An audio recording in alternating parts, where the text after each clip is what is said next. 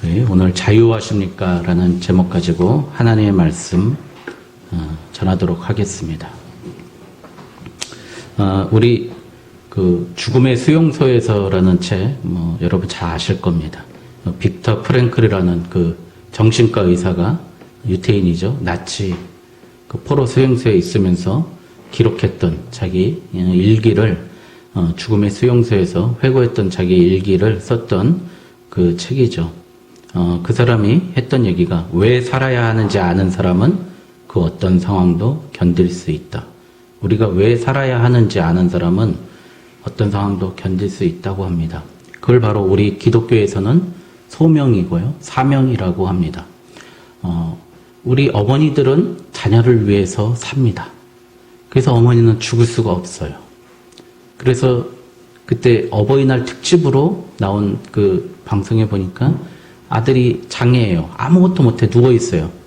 해줄 수 있는 게 성경책 읽게 하는 거. 천장에서 성경책 거리를 만들어서 성경책을 거꾸로 놓고 아들이 누워서 눈 뜨고 성경을 보는 거예요. 그 어머니의 소원이 뭐냐고 물어봤더니 내가 자식보다 늦게 죽는 게 소원이라고 합니다. 그 어머니의 소원은 자식을 위해서, 소명은 자식을 위해서 끝까지 사는 게 그 어머니의 소명입니다. 여러분, 우리는 어떤 것을 가지고 사십니까? 오늘 제목이 자유하십니까? 아닙니까? 여러분들 언제가 가장 자유합니까? 사실 까놓고 얘기해 보면 뭐죠? 우리가 기독교인만큼 자유가 없는 사람이 있을까요? 생각해 보세요. 불교는 1년에 한 번만 가도 되지 않습니까? 음력 4월 초파일만 가면 됩니다. 우리 그 미신 믿는 사람들, 그런 사람들은 아쉬울 때만 가면 됩니다. 점집에 가면 되고요. 또 천주교 얼마나 자주 갑니까? 모르죠. 근데 아침에 보면 천주교도 새벽 미사가 있는지 아침에 이렇게 저희 천주교 덕정 성당에 이렇게 올라가시는 분을 새벽 예배 드릴 때 보면 보게 됩니다. 어쨌든 기독교인만큼 또 헌금을 많이 드리는, 그러니까 어쨌든 우리의 자유를 제한하는 종교는, 가장 많이 제한하는 종교는 기독교입니다. 그런데 사람들을 보면 가장 자유롭고 가장 행복하고 사람들에게 가장 역동적으로 사는 사람들이 바로 예수 믿는 사람입니다. 여러분 믿으십니까?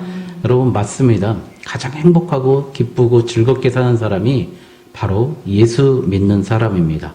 왜 그럴까요? 여러분 왜 바쁜 가운데서 그렇게 행복하고 기쁠까요?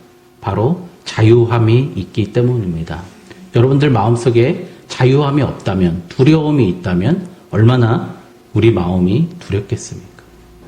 여러분 그래서 우리의 정말로 진리가 너희를 자유케 하리라. 요한복음에 예수님께서 우리에게 하신 말씀은 그 자유가 무엇이냐면 내 마음대로 할 수 있다는 것, 그것이 아닙니다. 하나님께 완전히 붙들림 받음이 바로 우리에게는 자유함입니다. 여러분, 저는 어떨 때 가장 자유로운가? 내가 해야 될 일을 할 때가 가장 자유로웠습니다. 여러분, 나는 내 자유니까 내 마음대로 살래라고 할 때, 예를 들어서 내가 나쁜 짓을 하거나 중독에 빠져 있거나 또 어떠한 내가 가진 모든 것을 불필요한 것에 사용하고 있다면 이건 내 자유지 않습니까? 그런데 그 시간에 내 마음은 항상 불편했었습니다. 그런데 내가 하고자 하는 일, 내가 해야 되는 일을 할 때 오히려 그 안에서 자유함을 느낄 수 있었습니다. 그러니 에리 프롬이 말했지 않습니까? 소유냐 삶이냐. 이 책이 저희 집에 어렸을 때 유일하게 있었던 책이었었는데요.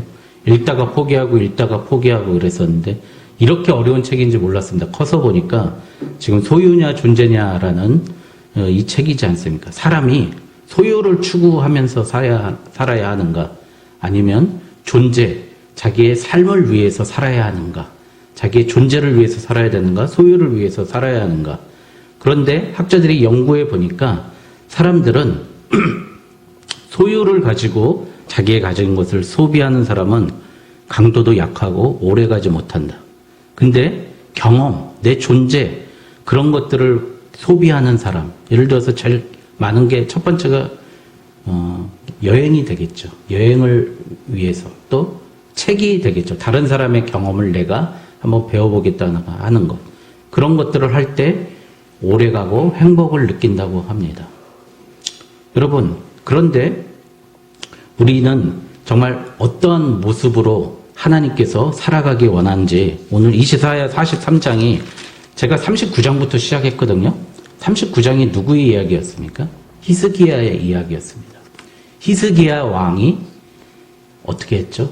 18만 5천 명 아시리아의 군대가 가득 메었을 때, 사방이 막혀 있었을 때 하나님께서, 역사학자들은 패스트, 쥐들로 인해서 건져줬다 그러고, 성경에는 하나님의 사자가 내려와서 그들을 단숨에 다 쳐 죽였다고 합니다. 18만 5천 명을 죽여서 하나님께서 예루살렘 성벽을 살려주셨어요. 그리고 두 번째는 어떻게 했죠? 히스기야가 죽을 병에 걸렸습니다. 욕창 같은 병에 걸렸어요. 그런데 그를 다시 하나님이 히스기야의 기도를, 내가 내 기도를 들었고 내 눈물을 보았으니 내가 너의 기한을 15년 늘려주겠다라고 해서 하나님이 또 살려주었습니다. 그랬더니 그 살아났던 히스기야가 또 어떻게 했습니까? 나 이거 봐, 하나님이 나 살려주셨어. 다 주변에 있는 왕들 다 일로 와, 재물 나한테 바치고 여기 봐봐, 이 예루살렘 성전에 금이 얼마나 많은지, 재물이 얼마나 많은지 다 공개했어요. 그래서 그걸 지적했던 사람이 오늘 이 저자 이사야가 그러지 말라니까 히스기야가 어떻게 하죠? 39장 제일 마지막에 보니까요. 나 때 히스기야도 말하기를 내가 여호와의 전에 올라갈 징조가 무엇이냐 하겠더라. 이 내가 설마 그렇게 잘못되겠냐, 잘못될 일이 없다라고 히스기야가 이야기를 합니다. 39장 8절에 보니까 내 생전에는 평안과 견고함이 있으리다. 이렇게 내 생전에는 절대 어려움 없어. 내가 싸움도 이겼고 하나님의 병도 낫게 해주는데 평안과 견고함이 있으리라. 다시 이렇게 교만해집니다. 우리 인간은 이렇게 되기 때문에 하나님이 우리를 오늘 말씀 뒷부분에 보면요. 43장에 보면은 여러분들 잘 아시는 이 43장 26절에 같이 한번 읽을까요? 43장 26절 시작. 너는 나에게 기억이 나게 하라. 우리가 함께 변론하자. 너는 말하여 내가 의로움을 나타내랴. 우리가 함께 변론하자. 너 말해봐. 너의 의로움을 나타낼 게 무엇이 있는지. 히스기야 두고 하는 말입니다. 너 전쟁도 이겼다 그랬지. 병도 나았다 그랬지. 조공도 받았지. 그러고 나서 뭐 했지? 교만만 생겼다는 거예요. 그래서 히스기야 아들이 바로 가장 악독하고 가장 죄를 많이 범죄한 므낫세가 히스기야의 연장된 그 생애 동안에 태어나고 그 악독한 왕이 나옵니다. 39장까지 이렇게 문제 있었던 이 이스라엘의 역사, 지금부터 2700년 전에 있었던 이스라엘을 하나님이 어떻게 하세요? 무너뜨립니다. 그래서 40장이 되면은 여러분 하나님께서 다시 우리에게 약속을 하신다는 그 이야기, 그게 바로 오늘 이야기입니다. 자기 백성을 위로합니다. 하나님께서 너희 하나님이 이르시되 너희는 위로하라. 내 백성을 위로하라. 이렇게 말씀하십니다. 여러분, 그래서 오늘은 하나님께서 우리에게 정말 어떤 자유함을 주시길 원하는가, 그에 대해서 나눠보려고 합니다. 여러분, 여러분 생각해 보세요. 여러분, 지난주에 우리 김진아 선생님하고 이렇게 설빙에서 그걸 먹으면서 저한테 그래요. 저는 시집 갈 수 있을런지나 모르겠어요. 그러는 거예요. 아니, 걱정하지 말라고. 김진아 선생님 시집 가면은 내가, 딸같이 생각하니까 냉장고는 아주 좋은 걸로 사주겠다고 그랬더니, 목사님 그런 말씀 하지 마세요. 제가 시집만 가면 목사님 냉장고 좋은 걸로 사줄게요. 저는 시집이 갈지 안 갈지 걱정이기 때문에 그렇습니다. 그 얘기를 하는 거예요. 근데 생각해 보니까 결혼하는 거는 내가 사랑하는 사람과 결혼하는 게 아니라 여러분, 내가 결혼하자고 고백한 사람하고 결혼합니다. 맞지 않습니까? 여러분 마찬가지예요. 여러분, 하나님이 우리를 사랑하시고 우리도 하나님을 사랑합니다. 그러나 그걸 고백하는 사람이 고백하는 사람 것이 됩니다. 여러분, 하나님께서는 우리에게 자유함을 주시기 위해서 우리를 사랑하는데 우리가 자유함을 얻기 위해서 하나님이 오늘 이 고백을 하시는 거예요. 하나님이 우리에게 고백하시는 겁니다. 우리 한번 1절 한번 읽어보실까요? 야곱이 뭐죠? 이게 바로 같이 한번 읽겠습니다. 시작. 야곱아 너를 창조하신 여호와께서 지금 말씀하시느니라. 이스라엘아 너를 지으신 이가 말씀하시느니라. 너는 두려워하지 말라. 내가 너를 구속하였고 내가 너를 지명하여 불렀나니 너는 내 것이라. 하나님께서 나를 사랑한다고 고백하시는 겁니다. 여러분 뭐라고요? 우리가 말을 했기 때문에 결과가 있는 거예요. 갑돌이와 갑순이가 둘이 사랑했지만 어떻게 했죠? 겉으로는 부끄러워서 아무 말도 못해서 결혼을 못했어요. 마찬가지입니다. 우리도 고백하는 것만이 내 것이 됩니다. 여러분 우리 옛날 아버지들 얼마나 그래요. 사랑해도 맨날 싫은 소리만 하고요.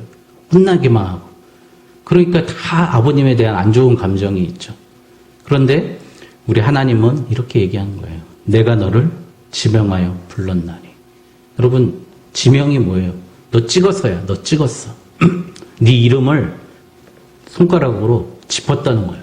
이경재라는 이름을 써놓고요. 생명책에 내가 너를 지명했다는 거예요. 예? 손가락으로 찍어서 너는 내 것이라 말씀하셨습니다. 여러분 그러니 우리는 누구의 것이에요? 나는 하나님의 것이 됐어요. 아빠 것도 아니에요. 엄마 것도 아니에요. 나의 것은 더욱 아니에요. 나는 하나님의 것이랍니다. 하나님께서 나를 지명하였을 때 우리는 하나님이 지명하였을 때 자유함을 느낄 수가 있습니다.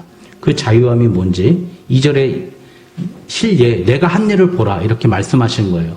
내가 물 가운데로 지날 때 여러분 그 바다를 지날 때가 언제죠? 그럼 바로 홍해를 건넜을 때 내가 너와 함께합니다.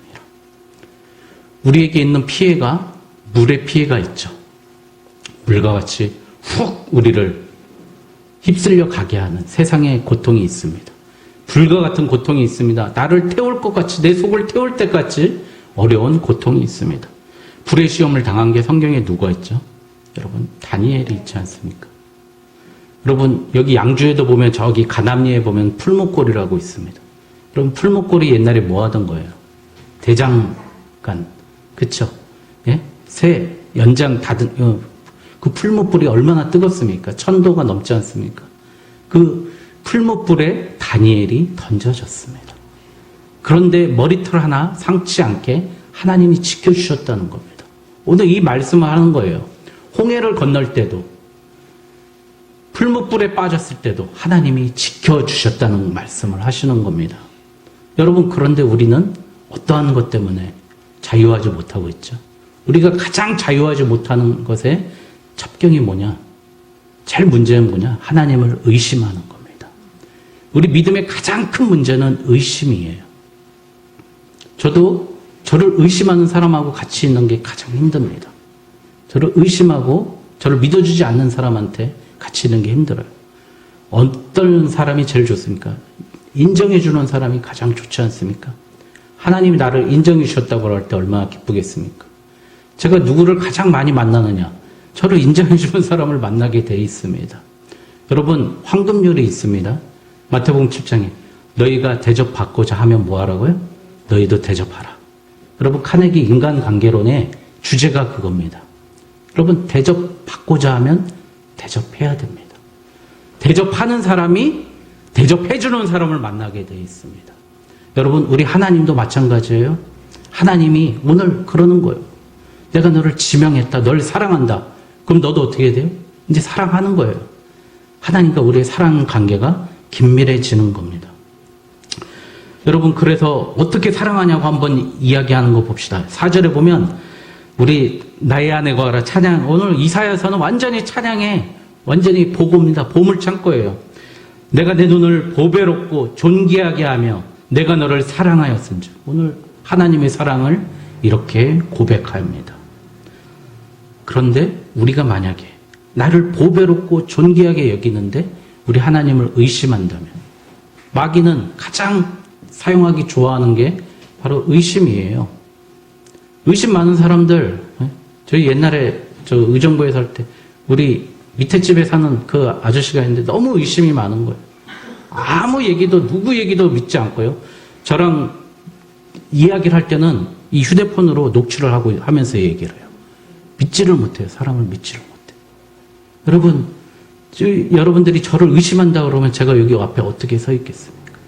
여러분, 가장 자신 없는 게 의심하는 사람하고 같이 있는 게 제일 불안한 겁니다. 여러분, 하나님을 의심하지 마십시오. 하나님이 여러분들에게 얼마나 섭섭해 하시겠습니까? 인격적인 하나님인데. 너를 보배롭고 존귀하게 너를 인정해 준다니까? 여러분, 저는 우리 모두 다 그렇지 않습니까? 살면서 얼마나 굴곡이 많습니까? 여러분, 고등학교 공부할 때는 다 잘 될 것 같아요. 그런데 20살이 딱 돼서 세상에 나와보니까 내 마음대로 되지 않는 게 너무 많은 거예요. 예? 어디 직장에 취직이 되나, 좋은 대학에 가나, 예? 사람 관계가 좋아지나, 연애가 뭐 제대로 되나, 어느 것도 쉽지 않습니다. 여러분, 그런데 저를 끝까지 버틸 수 있게 해주셨던 건 뭐냐면 하나님이 나를 사랑하신다는 그 확신이었습니다.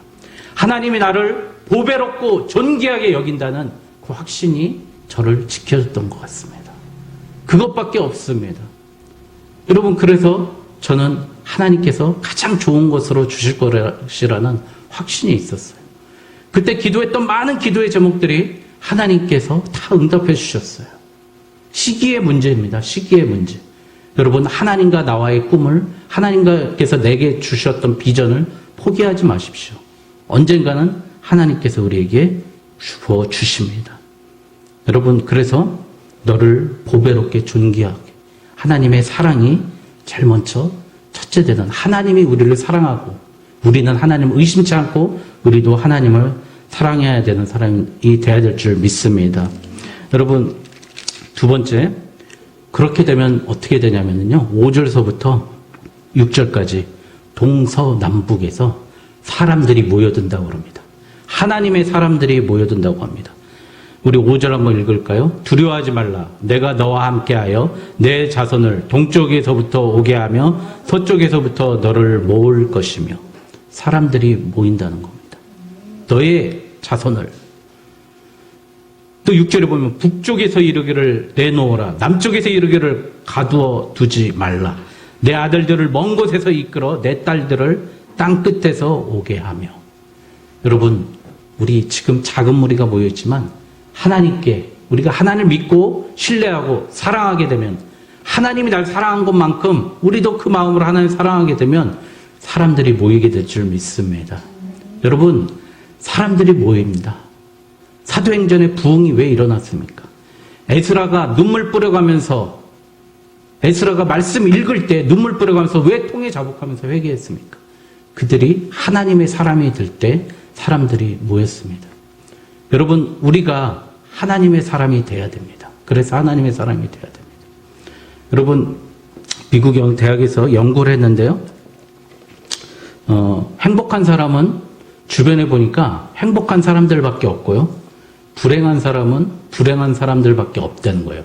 이 네트워크를 다 보니까 행복감과 불행감을 이렇게 찾아보니까요. 내가 행복했을 때 내 주위에 있는 사람의 행복감에 전파되는 확률이 15%입니다. 그리고 그 친구의 친구가 행복해질 확률이 10%입니다. 그 친구의 친구의 친구가 행복해질 확률이 6%입니다. 그러니까 자기가 행복해지면은요, 주변 사람들이 다 행복해진다는 거예요. 여러분, 동감하시지 않습니까? 불행한 사람들은 불행한 사람들끼리만 만나요. 부정적인 사람은 부정적인 사람들끼리만 만납니다.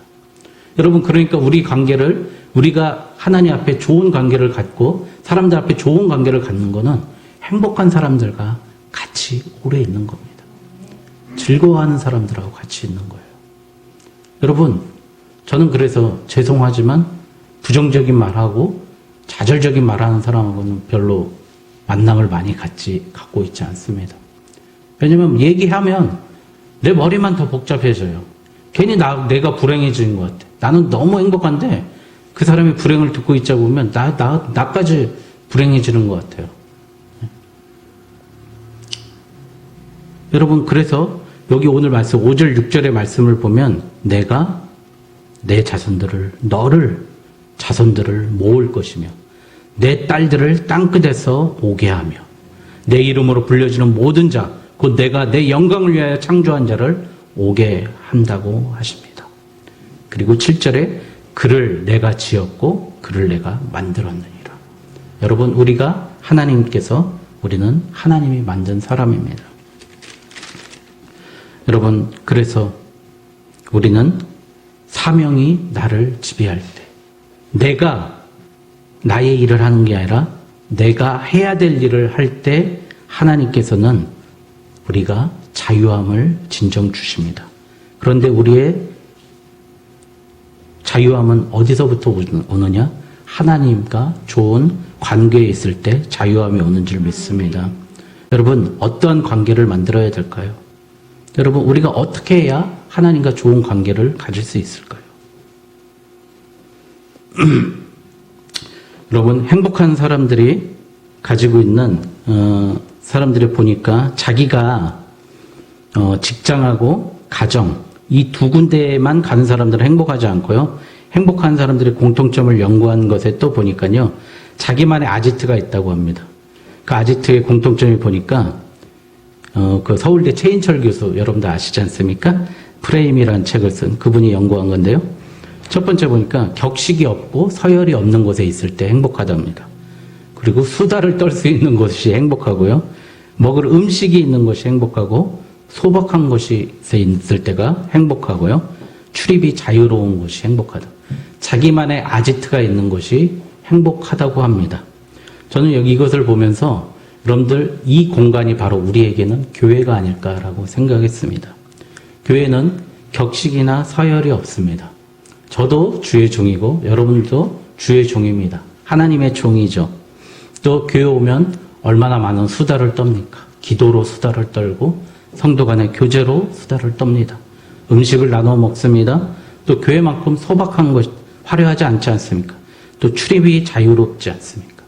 여러분 그래서 교회가 우리의 정말로 소박한 우리의 아지트의 장소입니다. 하나님을 만날 수 있는 좋은 장소가 교회인 줄 믿습니다. 여러분 그래서 교회를 가까이 하십시오. 여러분 한 주간 보면은 교회 요즘에 별로 자주 못 오시는 것 같아요. 다들 자주 오십시오. 우리 김효선 집사님 교회 일주일에 2번은 오십시오. 제가 건면하겠습니다. 우리 고재희 집사님도 2번 이상 교회 오십시오. 네, 오셔서 우리 박정규 집사님도 오셔서 한번 벽을 만져보세요. 그럼 저는 교회 벽을 만지면 하나님 손 만지는 느낌이 들어요. 교회에서 기도하면 하나님께 기도하는 느낌이 듭니다. 교회에 조용히 혼자 있으면 하나님과 단둘이 있는 느낌이 듭니다. 여러분 오늘 그게 바로 우리에게 있는 진정한 자유입니다. 하나님과 나와 함께하는 것. 세 번째 바로 하나님께서 동행하는 게 바로 우리의 진정한 자유가 있는 줄 믿습니다. 여러분 하나님이 나와 같이 계신다는 겁니다. 여러분들 너무나 잘 아시는 41장 10절 한번 말씀 읽고 마치겠습니다. 같이 읽을까요? 시작. 41장 10절 시작. 두려워하지 말라. 내가 너와 함께함이라. 놀라지 말라. 나는 내 하나님이 됨이라. 내가 너를 굳세게 하리라. 참으로 너를 도와주리라. 참으로 나의 의로운 오른손으로 너를 붙들리라. 아멘. 여러분 하나님이 나와 함께 하신다는 것, 함께하는 삶, 그 삶이 바로 자유입니다. 우리는 어디에 가서도 자유함을 느낄 수 없어요. 그렇게 되면 하나님이 나와 함께한다는 걸 느끼게 되면은 우리는 내가 살아야 될 존재의 목적을 알 수 있습니다. 여러분 자기 가슴에 한번 손을 얹고 생각해 보세요. 나는 소유를 위해서 사는가? 하나님 앞에 있는 존재로 사는가? 한번 물어보시고 여러분들 나는 정말 하나님의 것이 돼서 하나님 품 안에서 예수 그리스도를 통해서 그 진리로 자유함을 얻는 저와 여러분 되시길 주님의 이름으로 축원드립니다.